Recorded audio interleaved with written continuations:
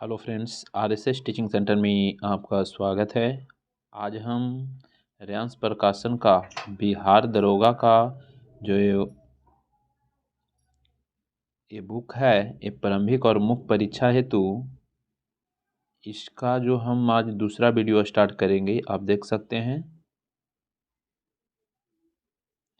वर्ष 2008 से अब तक का जो प्रश्न पत्रों का विस्तृत व्याख्या किया गया है और द सेलेक्टेड गुरु रवि रंजन राजा के द्वारा। तो इससे पहले हम फर्स्ट वीडियो स्टार्ट कर दिए हैं बायोलॉजी का, आज सेकेंड वीडियो स्टार्ट करेंगे। ये बिहार दरोगा के लिए चैप्टर वाई और सब्जेक्ट वाई बांटा हुआ है जो मोस्ट इम्पॉर्टेंट है। आज इसका हम दूसरा वीडियो स्टार्ट करेंगे, तो देर ना करते हुए चलते हैं, स्टार्ट करते हैं। चलिए आज स्टार्ट करते हैं 50 नंबर क्वेश्चन से। इससे पहले हम फर्स्ट वीडियो में हम 14 नंबर तक क्वेश्चन डिस्कशन हो गया था। आज हम 15 नंबर से चलते हैं।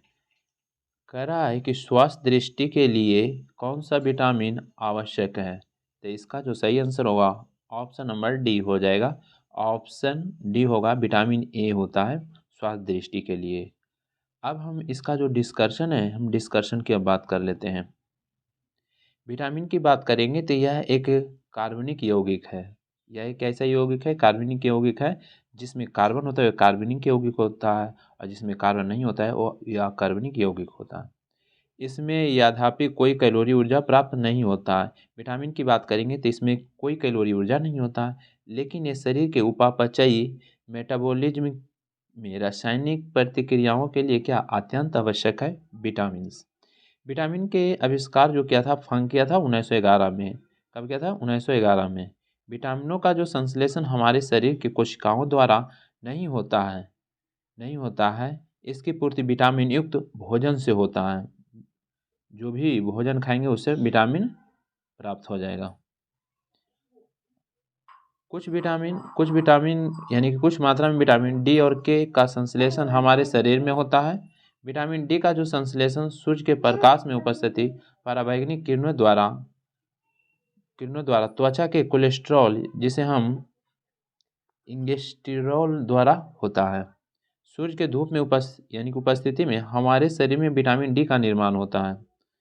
विटामिन के जीवाणु द्वारा हमारे कोलन में संश्लेषित होता है। बड़ा आंत का जो बड़ा भाग होता है कोलन, वो वहीं पर ही विटामिन के का निर्माण होता है। एक जीवाणु होता है एस्चेरिचिया नामक कोलाई, वो जो अवशिष्ट भोजन को खा करके वहाँ पर विटामिन के का निर्माण करता है तथा वहाँ से उसका संश्लेषण भी होता है।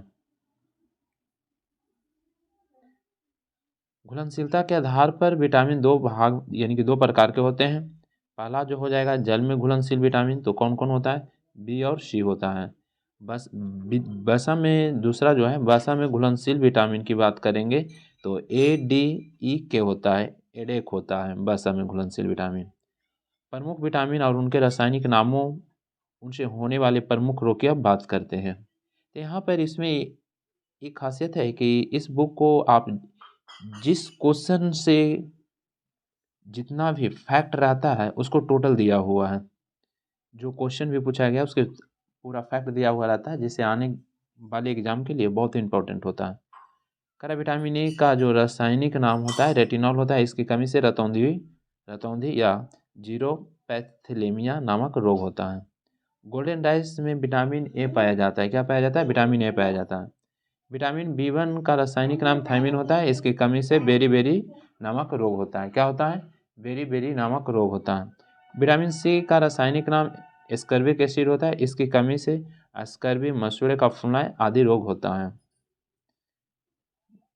बात करते हैं विटामिन डी के रासायनिक नाम कैल्सीफेरॉल होता है। इसकी कमी से बच्चों में रिकेट्स और वयस्क में बात करेंगे तो ऑस्टियोमलेशिया नामक रोग होता है। विटामिन ई का रासायनिक नाम टेकोफेरॉल होता है। इसकी कमी से जन्म शक्ति में यानी कि कमी होता है, अर्थात नपुंसकता होता है। विटामिन के का रासायनिक नाम की बात करेंगे तो फिलोक्विनोन होता है। इसकी कमी से रक्त का थक्का नहीं बनता है। बात करेंगे हम नेक्स्ट। अब नेक्स्ट क्वेश्चन की बात करेंगे तो टेंटोलॉजी अध्ययन है, तो किसका हो जाएगा? तो इसका सही आंसर ऑप्शन नंबर सी हो जाएगा, जीवाश्मों का हो जाएगा। क्या? जीवाश्मों का हो जाएगा। जीवाश्म अवसादी चट्टान में पाए जाते हैं, यानी कि जीवाश्म जो होता है अवसादी, जिसको हम परतदार चट्टान कहते हैं, उसमें पाया जाता है। अस्थियों, जिस हड्डी बोलते हैं, अस्थियों का जो अध्ययन होता है ऑस्टियोलॉजी में किया जाता है। किस में किया जाता है? ऑस्टियोलॉजी में किया जाता है। ऑस्टियोलॉजी में किया जाता है। नेक्स्ट क्वेश्चन की इसका हम डिस्कशन पहले देख लेते हैं। तो अस्थियों एवं हड्डियों का जो अध्ययन का विज्ञान का शाखा ऑस्टियोलॉजी में किया जाता है। पंछियों का अध्ययन ऑर्निथोलॉजी कहलाता है। प्राइमेट का अध्ययन जो है स्तनधारी प्राणियों का समूह होता है। प्राइमेट की प्रमुख विशेषता, इसके पास यानी कि पकड़ युक्त हाथ होते हैं। इनके दिमाग बड़े होते हैं और ये सीखने की कुशलता होते हैं। इनके जन्मजात व्यवहार के बजाय सीखने की एक उच्च क्षमता होती है और इनके पास आगे की ओर देखने वाली आंखें होती है। जैसे कि एग्जाम्पल की हम बात करेंगे तो टर्शियर हो जाएगा, लीमर हो जाएगा, उसके बाद बात करेंगे तो लोरिस हो जाएगा, बंदर हो जाएगा और मानव हो जाएगा, प्राइमेट के अंतर्गत आ जाएगा।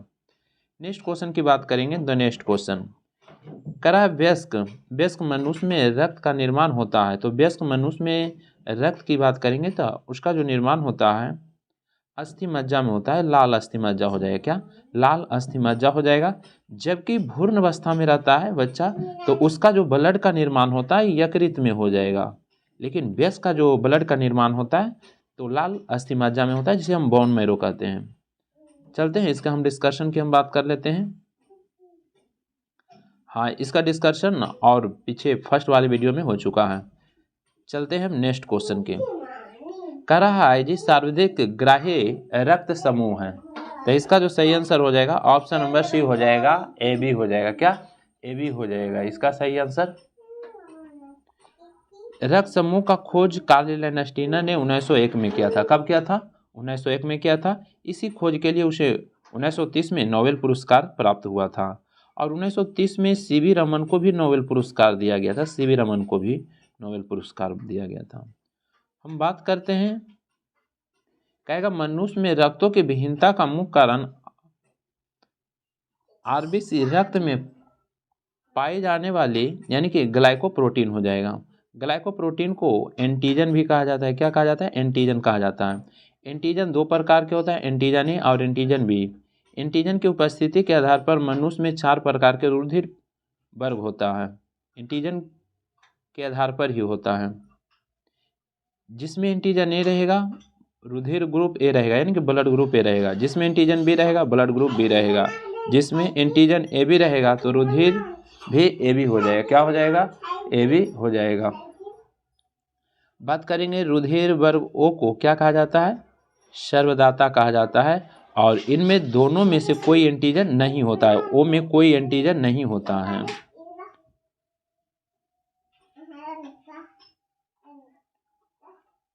बात करेंगे,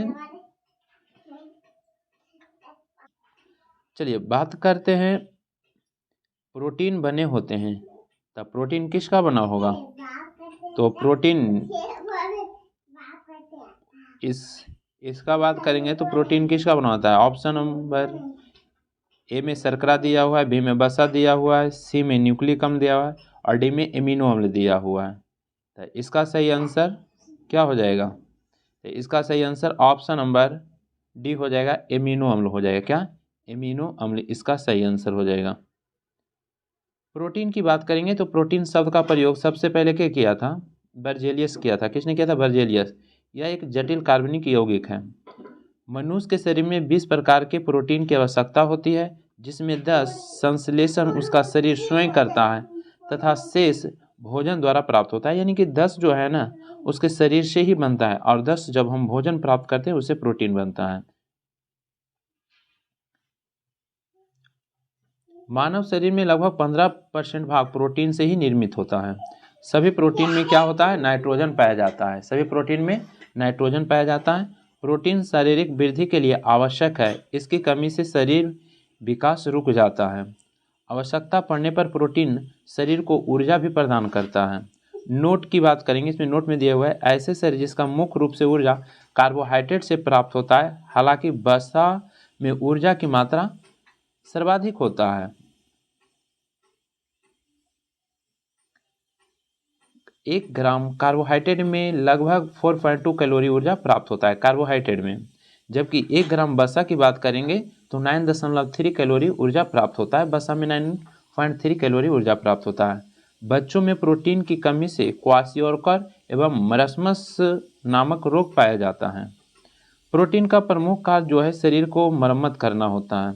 सोयाबीन और मूंगफली में प्रचुर मात्रा में प्रोटीन मिलता है। नेक्स्ट क्वेश्चन सूती रेशा प्राप्त किया जाता है तो किससे प्राप्त किया जाता है? तो इसका सही आंसर ऑप्शन नंबर डी हो जाएगा, बीज से प्राप्त होता है। किससे प्राप्त होता है? बीज से प्राप्त हो जाएगा। बात करेंगे करा सूती रेशा कपास के पौधे से तैयार किया जाता है। सूती रेशा कपास के पौधे से तैयार होता है। क्वेश्चन पूछेगा कपास किससे प्राप्त होता है तो बीज से। सूती रेशा कपास के फलों से प्राप्त होता है। कपास के पौधे झाड़ीनुमा होते हैं, इन पर नींबू आकार के फल लगते हैं, नींबू के आकार जैसा फल लगते हैं, जिसे हम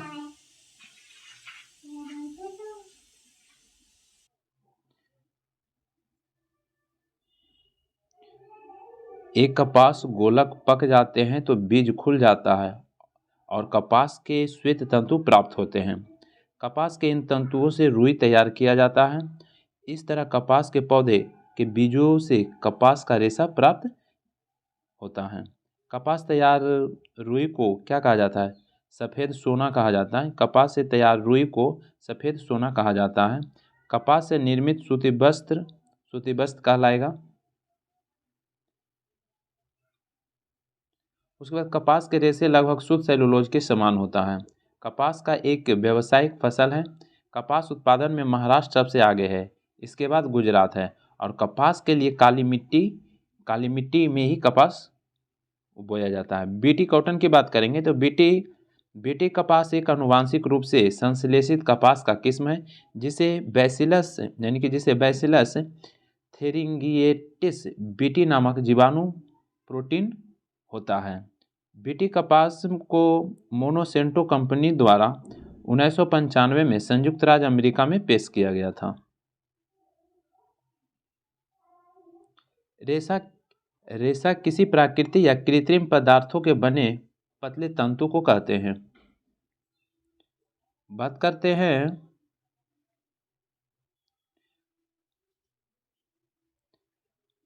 ऊन, कपास, कागज, पेड़ों की छाल, पॉलिएस्टर और कई अन्य सामग्रियों के हो सकते हैं। रेशे 2 प्रकार के होते हैं, एक प्राकृतिक रेशा, एक संश्लेषित रेशा। जो प्राकृतिक स्रोत जैसे पौधे या जानवरों से प्राप्त होता है, प्राकृतिक रेशा कहलाता है, जैसे में सूती, रेशमी, ऊनी, ये सब प्राकृतिक रेशा है। संश्लेषित रेशा कृत्रिम रेशा जो मानव निर्मित होते हैं। ये प्राकृतिक रूप से जानवरों एवं पौधा नहीं बल्कि कृत्रिम रूप से निर्मित होते हैं।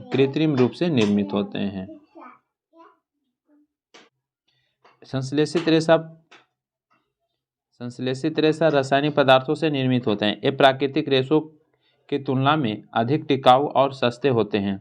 संश्लेषित रेशा गर्म करने पर पिघल जाते हैं। संश्लेषित रेशा में कुछ उदाहरण हैं, जैसे में रेयॉन मानव निर्मित रेशा है जिसको हम संश्लेषित कहेंगे। नायलॉन हो जाएगा, टेरिलिन हो जाएगा, डेक्रोन हो जाएगा, टेरिन हो जाएगा, पॉलिएस्टर हो जाएगा, एक्रिलिक हो जाएगा, ये सब आ जाएगा।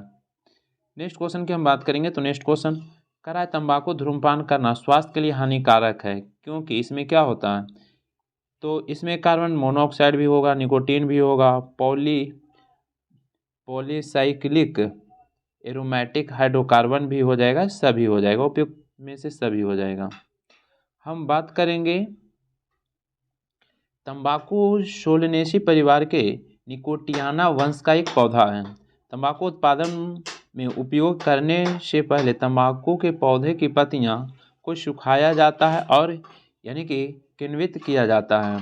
तंबाकू से निकोटीन यानी कि तंबाकू में निकोटीन होता है जो लत का कारण बन जाता है। तंबाकू को लोग धूम्रपान कर सकते हैं, चबा सकते हैं या सूंघ सकते हैं। तंबाकू बोर्ड के जो स्थापना हुआ था 1976 में किया गया था और इस बोर्ड का जो मुख्यालय है आंध्र प्रदेश के शहर गुंटूर है। तंबाकू उत्पादन के मामले में चीन प्रथम स्थान पर है।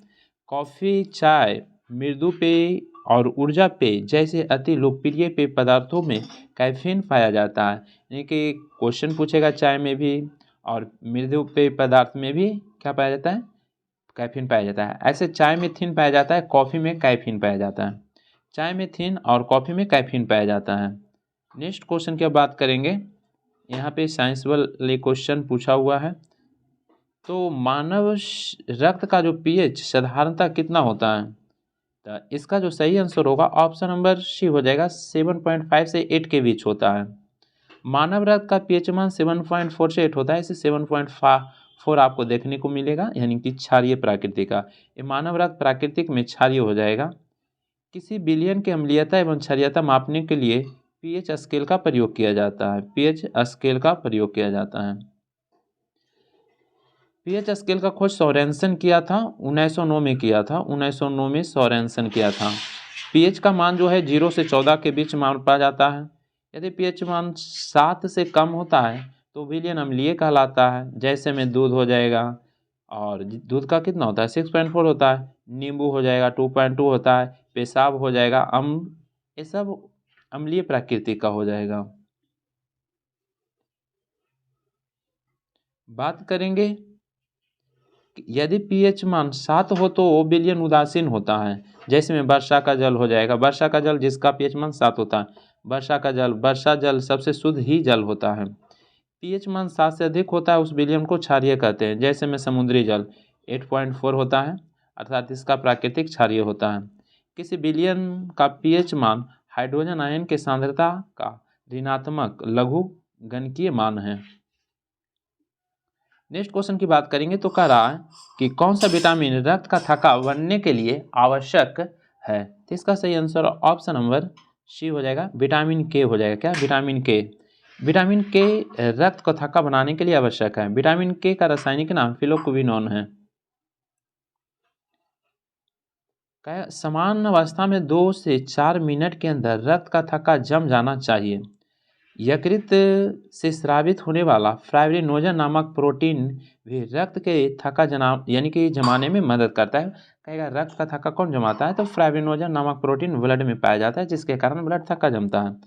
कैल्शियम धातु है जिसमें रक्त का थक्का बनने में मदद करता है। कहेगा क्वेश्चन में कौन ऐसा विटामिन है, कौन ऐसा विटामिन है को रक्त को थक्का जमाने में मदद करेगा? तो विटामिन में याद रखिएगा के हो जाएगा, प्रोटीन में फाइब्रिनोजन हो जाएगा और खनिज में कैल्शियम हो जाएगा। हेपेरिन नामक प्रोटीन का उत्पादन यकृत के ही द्वारा होता है, जो शरीर के अंदर रक्त को जमने से रोकता है। हेपेरिन है जो रक्त को जमने नहीं देता है। यदि किसी कारण से किन्हीं का चोट लगे तो वहाँ पर दोनों एक्टिवेट होता है। हेपेरिन जो होता है जमने यानी नहीं देता है, और जबकि फाइब्रिनोजन प्रोटीन जो जमाने में मदद करता है जब ब्लड बाहर निकल जाता है। तो करा विटामिन ए का रासायनिक नाम रेटिनॉल है। विटामिन ए की कमी से रतौंधित होता है। विटामिन ए की कमी से जीरोपैथेलेमिया नामक बीमारी होता है। गोल्डन राइस विटामिन ए का अच्छा सोर्स है। गोल्डन राइस जीरोपैथेलेमिया बीमारी से लड़ने में सहायक होता है। जीरोपैथेलेमिया आँख की बीमारी है। गोल्डन राइस के बारे में पर्यावरण में बताया गया है। विटामिन की कमी से यानी कि थायमिन की कमी से बेरी होता है। विटामिन सी को स्कर्वी कम्ल कहा जाता है, इसकी कमी से स्कर्वी रोग हो जाता है। विटामिन डी कैल्सिफेरॉल कहा जाता है, विटामिन डी को कैल्सिफेरॉल कहा जाता है, इसकी कमी से रिकेट्स और बड़ा में जो होता है ऑस्टियोमलेशिया रोग होता है। सूर्य के प्रकाश में उपस्थित हमारे शरीर में विटामिन डी का निर्माण होता है। नेक्स्ट क्वेश्चन की हम बात करेंगे तो नेक्स्ट क्वेश्चन कह रहा है, क्वेश्चन में कह रहा है कि हवा से परागण को क्या कहते हैं? तो इसका सही आंसर वायु परागण हो जाएगा। हवा परागण को एनेमोफिल यानी कि फिलियोलॉजी या वायु परागण कहते हैं।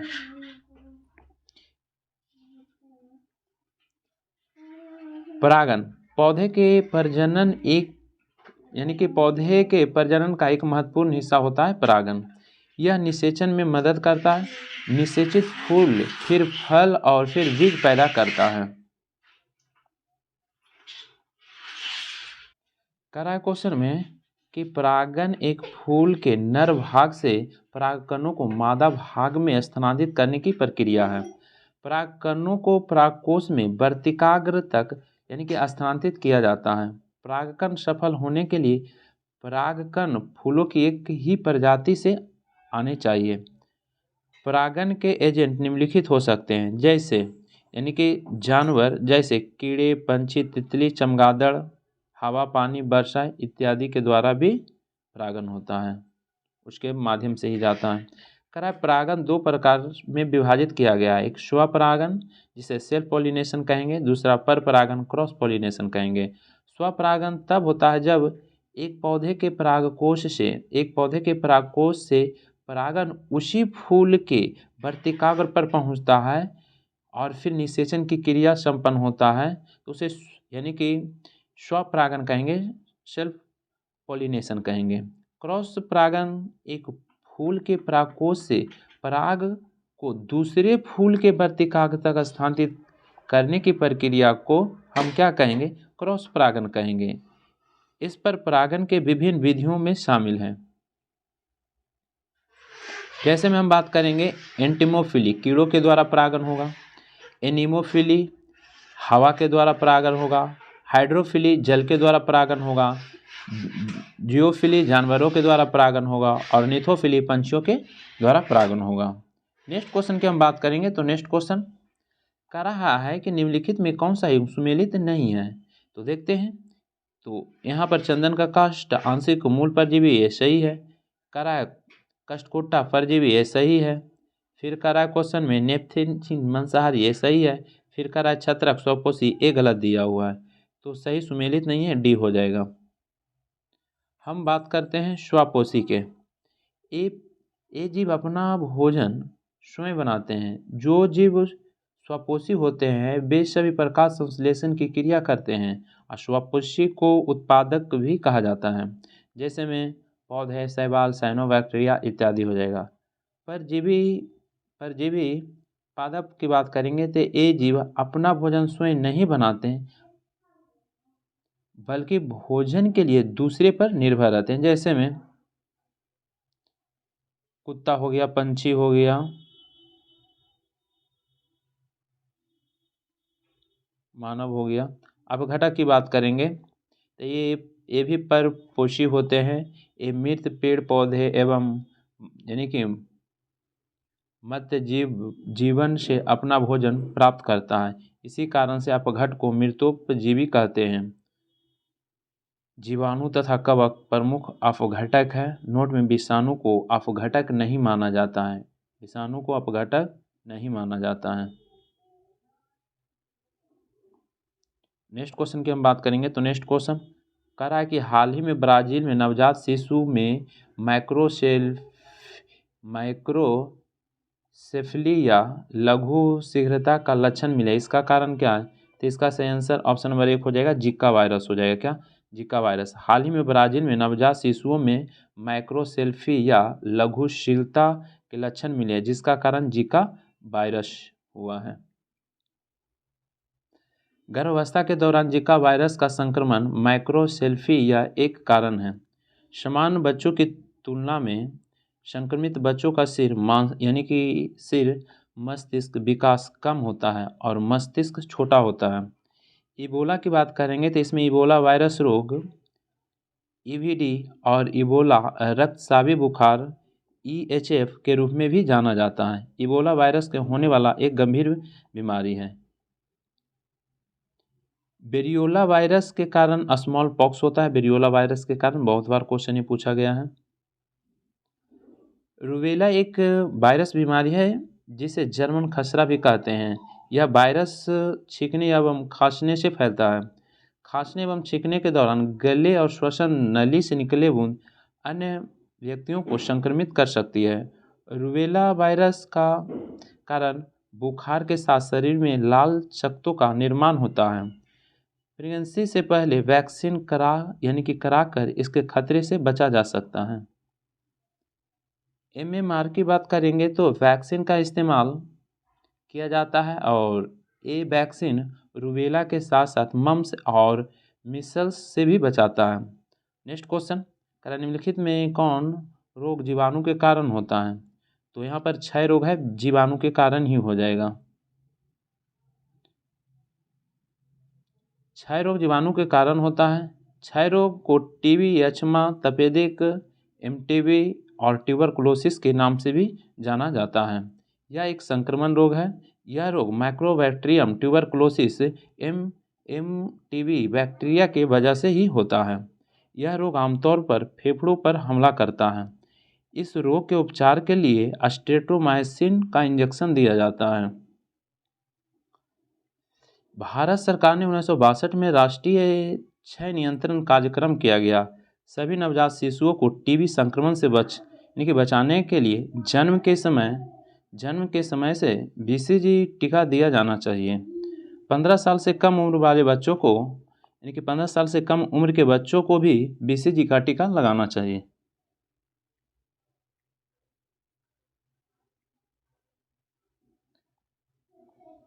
हेपेटाइटिस बी एक यकृत रोग है। यह हेपेटाइटिस बी वायरस विषाणु के कारण फैलता है। यह एक संक्रामक बीमारी है।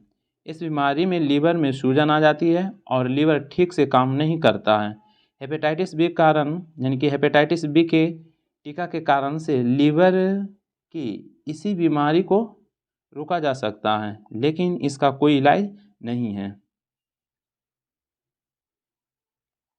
यदि आप संक्रमित हैं तो एक स्वस्थ जीवन शैली अपनाने के लिए सावधानी बरतने से वायरस एक दूसरे तक फैलने से रोकने में मदद मिल सकती है।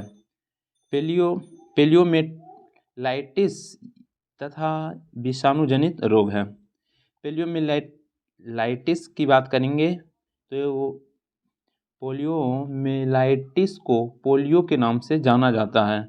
एक ऐसी बीमारी है जो मुख्य रूप से रीढ़ की हड्डी और ब्रेन स्टेम की नसों को प्रभावित करती है। पोलियो में पक्षघात यह बीमारी मामलों में विशिष्ट अंगों को लकवा मार देता है। वह अंग क्या हो जाएगा? निष्क्रिय हो जाता है। स्मॉल पॉक्स की बात करेंगे तो स्मॉल पॉक्स वेरियोला विषाणु से होने वाला रोग है। पॉक्स चेचक एक गंभीर एवं अत्यधिक संक्रामक बीमारी है।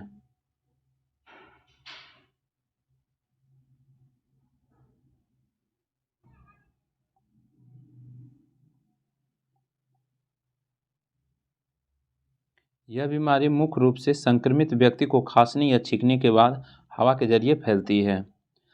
अब कह रहा है H1N1 किसके द्वारा फैलता है? नेक्स्ट क्वेश्चन, H1N1 किसके द्वारा फैलता है? तो इसका जो सही आंसर होगा ऑप्शन नंबर 1 हो जाएगा, विषाणु के द्वारा हो जाएगा। इसके द्वारा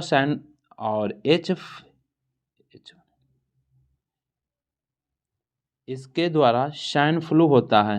स्वाइन फ्लू की बात करेंगे तो H1N1 स्वाइन फ्लू होता है। इसमें तेज बुखार आएगा, शरीर में दर्द रहेगा, बार बार उल्टी तथा दस्त होता है। बर्ड फ्लू की बात करेंगे तो इसमें H5N1 विषाणु के कारण होता है। यह रोग प्रायः मुर्गियों एवं प्रवासी पंछियों में प्रसारित होता है। सार्स का पूर्ण रूप सीवियर एक्यूट रेस्पिरेटरी सिंड्रोम होता है। सार्स 2002 में चीन में प्रकट हुआ था। कुछ ही महीनों में यह पूरा दुनिया में फैल गया।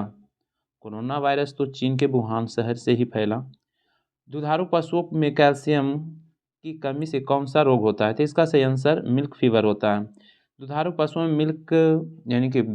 पशुओं में कैल्शियम के कारण मिल्क फीवर होता है।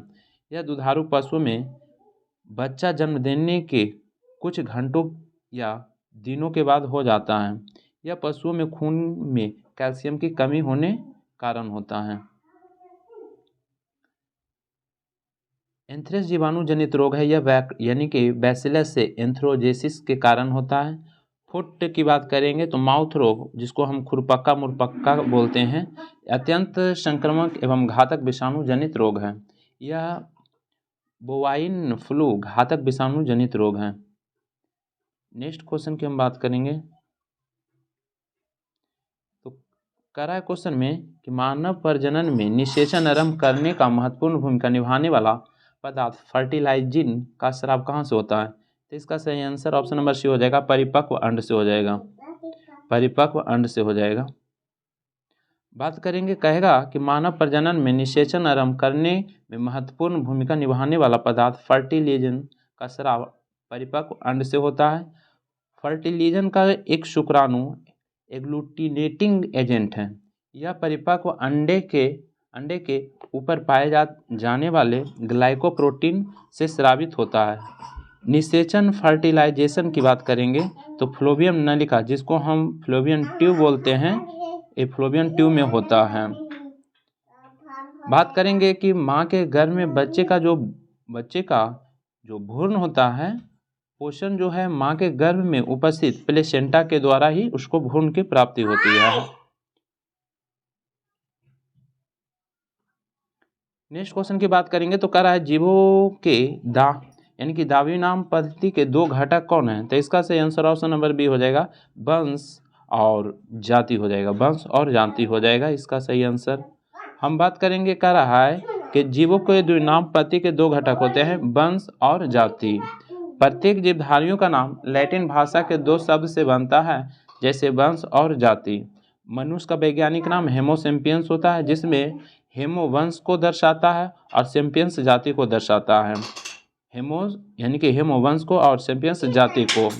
कैरोलस लिनियस के यानी कि दाने पत्ती का विकास किया था, यानी कि द्विनाम पत्ती का विकास कैरोलस लिनियस किया था। इसके लिए वर्गीकरण का जनक कैरोलस लिनियस को माना जाता है, कैरोलस लिनियस को माना जाता है। व्हिटकर की हम बात करेंगे तो 5 जगत का वर्गीकरण किया था और इस पत्ती के अंतर्गत सम्मिलित किए जाने वाले जगतों का नाम मुनेरा, प्रोटिस्टा, फंजाई, प्लांटी, एनिमिलिया 5 जगत में व्हिटकर वर्णित किया था 1969 में, याद रखिएगा। तो बस आज भर इतना रहने देते हैं, नेक्स्ट वीडियो में हम अगला पार्ट स्टार्ट करेंगे। वीडियो समाप्त करते हैं। जय हिंद, जय भारत।